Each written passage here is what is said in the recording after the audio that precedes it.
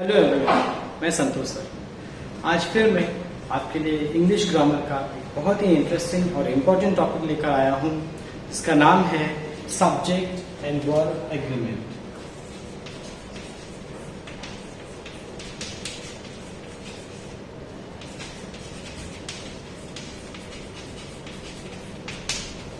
Subject और verb agreement, इसका मतलब क्या हुआ? इसका मतलब ये हुआ कि सब्जेक्ट के अकॉर्डिंग वर्ब का यूज करना। ठीक है, तो सबसे पहले हम सब्जेक्ट की चर्चा कर लेते हैं। सब्जेक्ट के विषय में क्या है? तो सब्जेक्ट में सबसे पहले तो आपको अच्छे से पता है कि सिंगुलर नाउन और प्लूरल नाउन इस तरीके का होता है। ठीक है, सिंगुलर नाउन हो या प्रोनाउन हो। तो पहले हम सब्जेक्ट की चर्चा कर लेते हैं, जिसमें सिंगुलर और दूसरा है प्लूरल।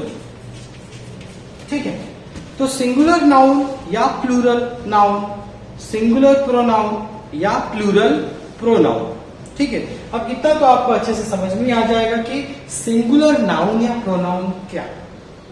सिंगुलर नाउन किसी का भी नाम जो सेंटेंस में एक्शन कर रहा हो, वो होता है हमारा सब्जेक्ट और सिंगुलर। ठीक है, मैं यहाँ पे नाम पर्टिकुलर बोल रहा हूं। प्रॉपर नाउन जो सिंगल हो, सिंगल सब्जेक्ट। ठीक है, तो सिंगल सब्जेक्ट में आपको किसी का भी नाम आ जाएगा। ओके, नाम के साथ साथ यहां पे प्लूरल यानी नाम के साथ साथ सिंगुलर प्रोनाउन। अच्छा, सिंगुलर प्रोनाउन कौन कौन से माने जाते हैं? तो ही, शी, इट। ठीक है, ये सिंगुलर प्रोनाउन माने जाते हैं। ठीक है, तो सब्जेक्ट के विषय में तो हमें यहाँ पे कोई कंफ्यूजन नहीं होना चाहिए कि सिंगुलर नाउन किसी का भी नाम जो एक्शन कर रहा हो, ठीक है, और सिंगल हो और प्रोनाउन में ही, शी, इट। तो इस तरीके से आपको सिंगुलर नाउन या प्रोनाउन जो सेंटेंस में एक्शन कर रहा हो, काम कर रहा हो, तो वो होता है हमारा सिंगुलर। ठीक है, प्लूरल, यहाँ पे प्लूरल हम किस सेंस में लेंगे भाई? जो एक से ज्यादा है, जो एक से ज्यादा है वो प्लूरल है, बहुवचन है। तो इसमें क्या आएगा? तो ऐसी चीजें जो एक से ज्यादा, जैसे boys, girls, trees, buses, roads, मतलब ऐसे बहुत सारी चीजें जो प्लूरल सेंस देती हैं, एक ना होकर के एक से ज्यादा का आभास कराती हैं, तो वो हो गई प्लूरल। और प्रोनाउन की बात करें तो प्रोनाउन में आपको आई, यू, वी एंड दे। अब ये प्रोनाउन है। ठीक है, प्लूरल प्रोनाउन मतलब जिनको हम बहुवचन में काउंट करते हैं। ठीक है, तो ये तो हो गया ये हो गया आपको प्रोनाउन में। और प्लूरल सब्जेक्ट में नाउन क्या होगा? जो एक से ज्यादा है। ठीक है, तो एक से ज्यादा है वो प्लूरल सब्जेक्ट और ये प्लूरल प्रोनाउन। तो सब्जेक्ट के विषय में तो आपको ये डाउट क्लियर हुआ होगा कि क्या सब्जेक्ट सिंगुलर होता है और क्या सब्जेक्ट प्लूरल होता है। ठीक है, अब हम इसमें चर्चा कर लेते हैं वर्ब के बारे में।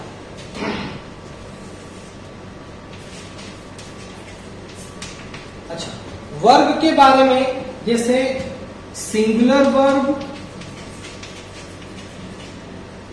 और प्लूरल वर्ब।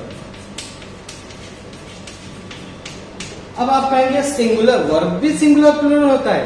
Yes, exactly. जैसे यहाँ पे सब्जेक्ट सिंगुलर और प्लूरल है, वैसे ही वर्ब भी प्लूरल और सिंगुलर होते हैं। अब सिंगुलर का मतलब, जैसे ये देखिए,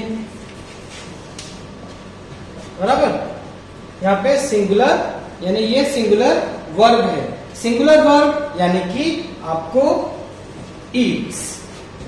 ठीक है, सिंगुलर वर्ब ईट्स यानी आपको एस या ईएस इसमें ऐड करना है, और प्लूरल में आपको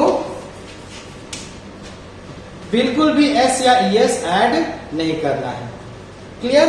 तो यहाँ पर ये चीज आप समझ लीजिए कि प्लूरल यानी जो सब्जेक्ट प्लूरल होगा तो वर्ब भी वो प्लूरल का ही एक्सेप्ट करेगा, और सब्जेक्ट सिंगुलर हुआ तो वर्ब भी वो सिंगुलर का ही एक्सेप्ट करेगा। ठीक है, तो अब यहाँ पे हम लोग फटाफट एग्जाम्पल के माध्यम से समझ लेते हैं।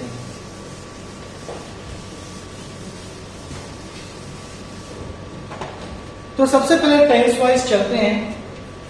सिंपल प्रेजेंट टेंस,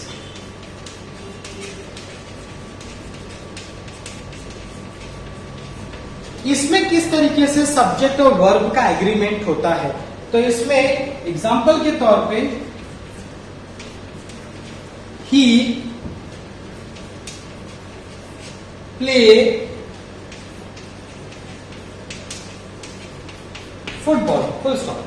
ही प्ले फुटबॉल। अब देखिए ये सिंगुलर है, ही सिंगुलर है, हमने देखा अभी।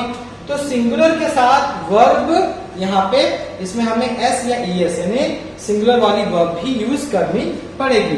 तो इसके लिए हमें यहाँ पे एस लगाना पड़ेगा। Clear? He plays football. Clear आपको? तो सिंगुलर के साथ वर्ब में आप एस या ईएस लगा करके उस एग्रीमेंट को कंप्लीट कीजिए। उसी की तरह शी कुक,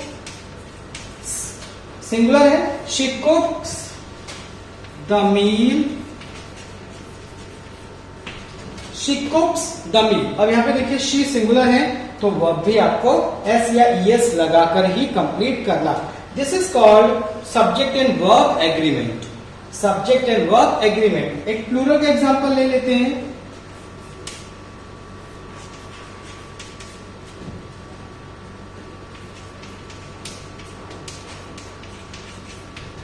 देखिए दे हिट हिम। अब ये दे हिट हिम, इसमें हमने एस या ईएस ऐड नहीं किया।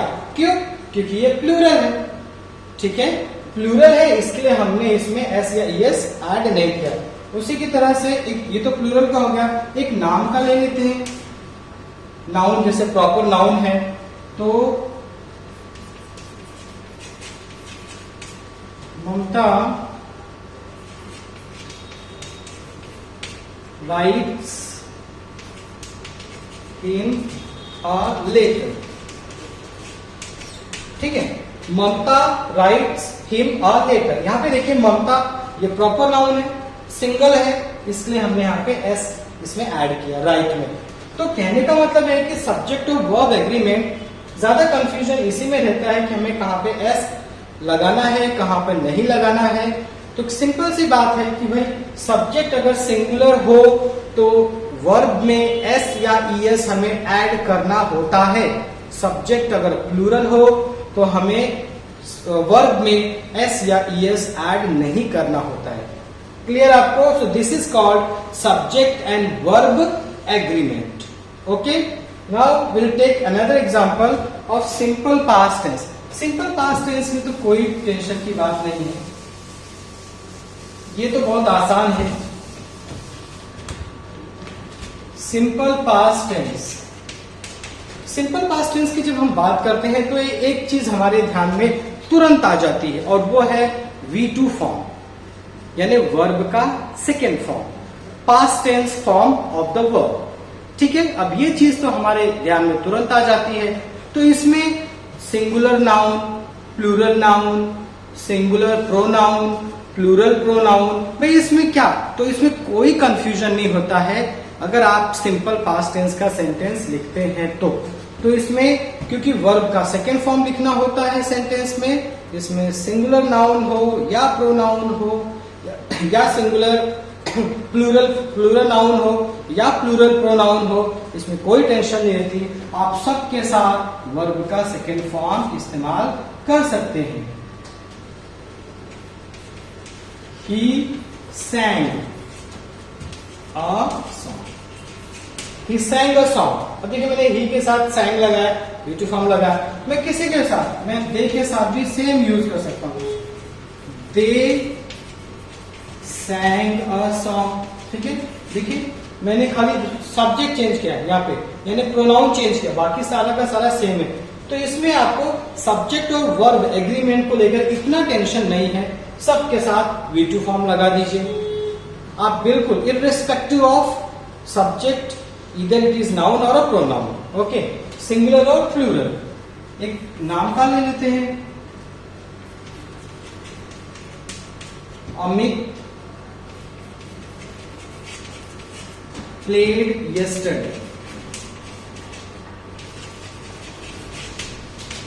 Amit played yesterday. अब देखिए अमित, सब में देखिए V2 फॉर्म, सब में आपको V2 फॉर्म मिल जाएगा। तो इसमें नाउन और प्रोनाउन चाहे वो सिंगुलर हो चाहे प्लूरल हो, कोई फर्क इसमें नहीं पड़ता है। ठीक है, सिंपल फ्यूचर का फटाक से ले लेते हैं। तो सिंपल फ्यूचर में आपको क्या ध्यान देना है, इसमें according to the rule simple future, देखिए इसमें रूल ये कहता है कि सबसे पहली चीज तो सिंपल फ्यूचर टेंस, यानी फ्यूचर टेंस की हेल्पिंग वर्ब कौन सी है, तो ये है विल या शैल। ठीक है, विल या शैल है। अब इन दोनों में से कोई एक इस्तेमाल करना है, तो रूल के अकॉर्डिंग हमें आई के साथ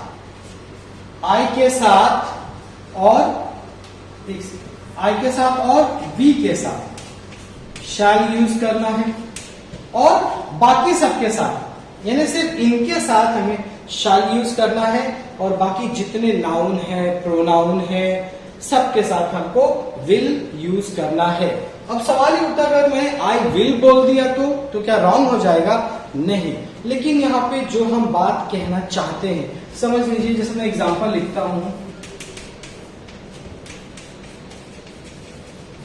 आई shall allow him to attend it. Okay, तो I shall allow him to attend. अब ये मैंने सेंटेंस बोला, अगर इसी के बदले अगर मैं ऐसा कहूं, I will allow him to attend it. Okay, तो यहां पे I will allow him to attend. अब दोनों सेंटेंस में फर्क क्या है?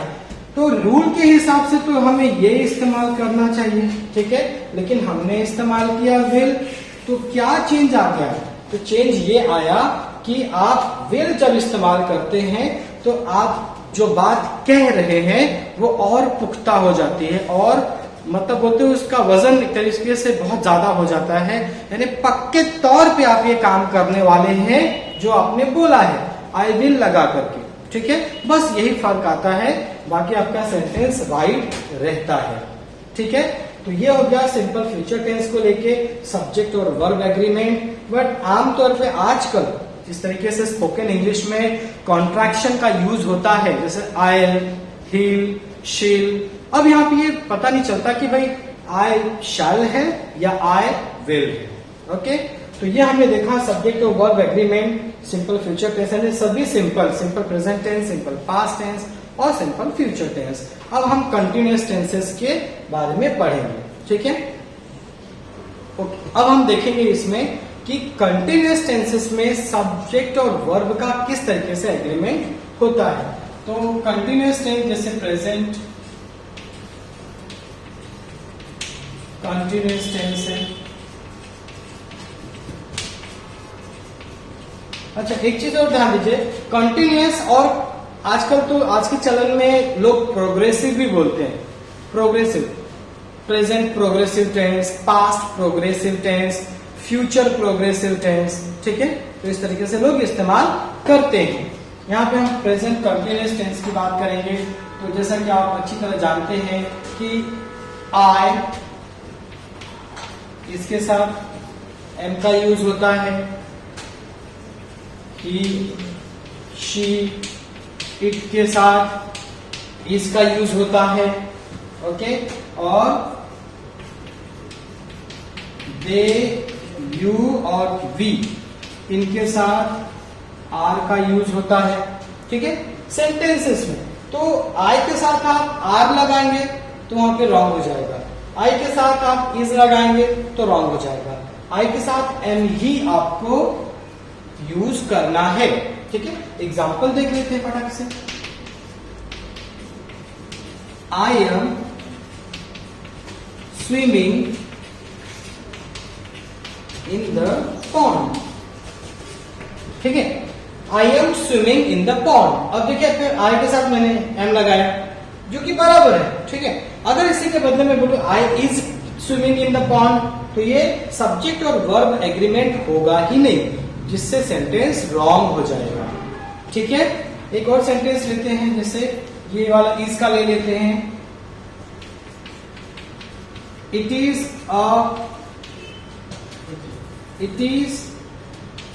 वर्किंग नाइसली, ठीक है, इट इज वर्किंग नाइसली। अब यहाँ पे देखिए इट के साथ मैंने इज का यूज किया जो कि बराबर है, सब्जेक्ट वर्ब एग्रीमेंट के बराबर है, यानी आपको ही शी इट के साथ इज का ही यूज करना है। उसके बाद थर्ड सेंटेंस हम ले लेते हैं आर का। सो दे आर प्लानिंग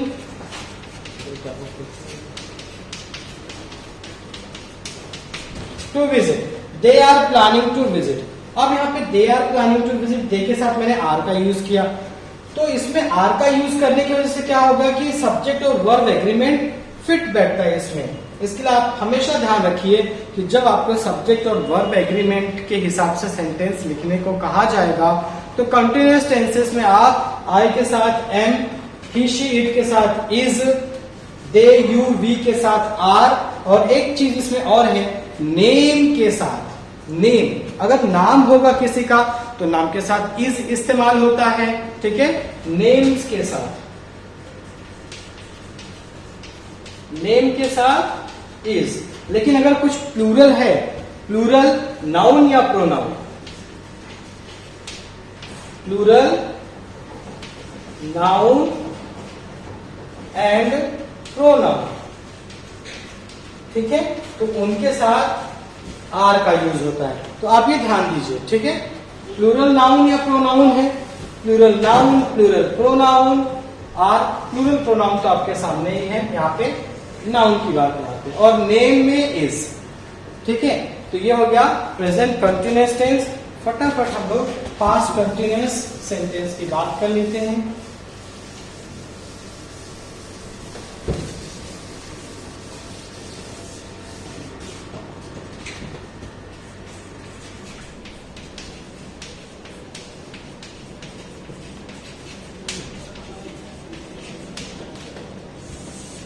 ठीक है, पास्ट कंटिन्यूअस सेंटेंस, पहले सब्जेक्ट है वर्ब आई।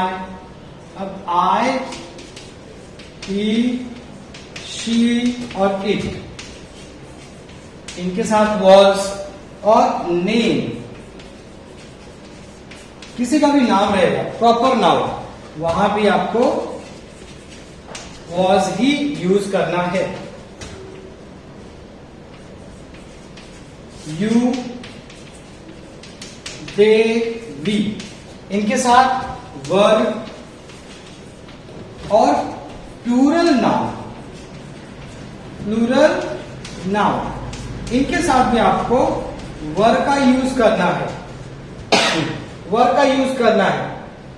तो आई, ही, शी, इट के साथ वॉज लगाइए, नेम रहेगा तो वॉज लगाइए, यू, दे, वी के साथ वर लगाइए, और प्लूरल नाउन रहेगा तो वर लगाइए, ठीक है।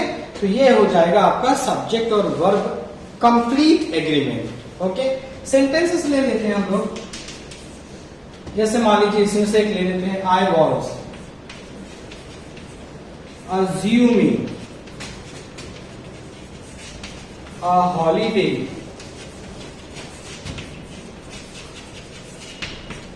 I was assuming a holiday today, ठीक है। अब ये सेंटेंस देखिए, आई के साथ मैंने वॉज है, I were assuming a holiday today, तो ये सब्जेक्ट और वर्ब एग्रीमेंट के अगेंस्ट हो जाएगा, जिससे सेंटेंस रॉन्ग हो जाएगा। क्लियर आपको? एक नेम का ले लेते हैं हम लोग,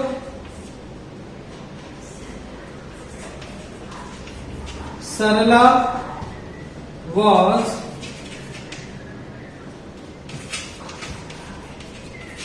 deciding to complete it, Sarla was deciding. अब यहाँ पे देखिए सरला ये नेम है, सिंगुलर है और वॉज इसके साथ लगाया गया है, जो कि परफेक्ट सब्जेक्ट और वर्ब एग्रीमेंट बताता है। एक हम एग्जांपल प्लूरल का लेते हैं, जैसे प्लूरल नाउन है, बॉयज वेर प्लेइंग कबड्डी। ठीक है, बॉयज वर प्लेइंग कबड्डी। अब देखिए अभी बॉयज ये प्लूरल नाउन है और इसके साथ हमने वर का यूज किया। तो कहने का मतलब यह है कि आप प्लूरल के साथ ऐसा कुछ भी प्लूरल का है उसके साथ आप वर का इस्तेमाल कीजिए, और सिंगुलर है चाहे वो नाउन में हो या प्रोनाउन में हो तो आप वॉज का इस्तेमाल कीजिए। ये एग्जांपल से आपको अच्छे से समझा होगा। आगे बढ़ते हैं। अब हम बात कर लेते हैं फ्यूचर कंटिन्यूअस टेंस की।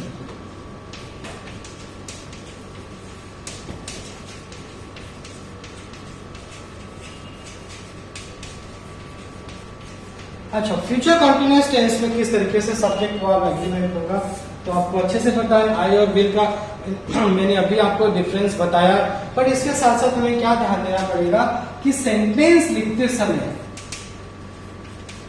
आई शैल बी, ये टेंस के हिसाब से, ठीक है, I shall be writing a novel.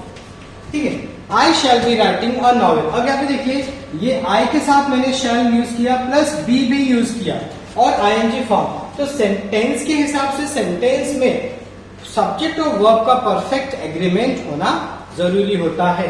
एक और सेंटेंस ले लेते हैं फटाक से इसमें, you will be cutting papers for decoration। ठीक है, you will be cutting papers for decoration। अब यहाँ पे इस तरीके से you के साथ will मैंने यूज किया plus be, so this is called perfect subject और verb agreement according to the tense। ठीक है, तो आई होप ये आपको समझ में आया होगा सब्जेक्ट और वर्ब एग्रीमेंट। नेक्स्ट वीडियो में इसी को हम आगे कंटिन्यू करेंगे। फिर भी आपको अगर कहीं डाउट है तो आप कमेंट सेक्शन में लिखकर बताएं। वीडियो आपको अच्छा लगे तो लाइक कीजिए, शेयर कीजिए, सब्सक्राइब कीजिए। Thank you.